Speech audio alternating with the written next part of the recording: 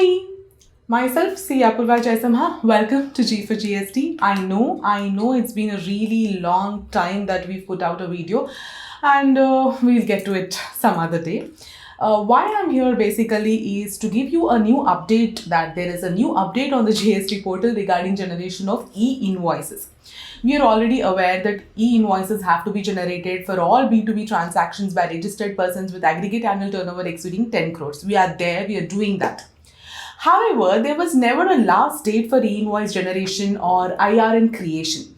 So sometimes because of many operational issues, IRN was being generated at a later date than the actual date of invoice. This means you actually generate a tax invoice on, let's say, 1st April, but the IRN for the invoice was being generated on 10th April, 20th April, 30th April.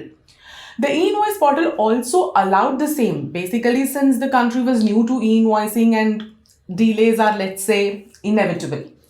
However, on 12th of April 2023, the government has decided to put a time limit for this gap between actual invoice generation and e-invoice generation, that is IRN affixation. This is applicable for all taxpayers with aggregate annual turnover exceeding 100 crores. Government says, and so I quote, "To ensure timely compliance, taxpayers will not be allowed to report invoices older than 7 days. That means if there is an invoice dated 1st of April, and if it's not possible to report this invoice on the IRN portal immediately for whatever reasons, and there are some delays, this invoice cannot be reported after 8th of April. The e-invoice portal now has a validation system that has been built into it that will restrict the users from reporting old invoices beyond this 7-day window period. However, there are here two exceptions also which we need to discuss. Number one is that this restriction is applicable only for taxpayers whose aggregate annual turnover exceeds 100 crores. This is something that we already mentioned at the beginning of this video.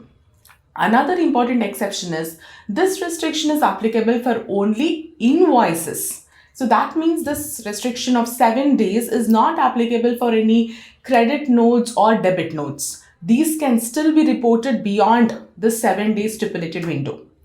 Lastly, this is going to be effective from 1st of May 2023. So you have time to make this e-invoice compliance as real time as possible. Subscribe to G for GST.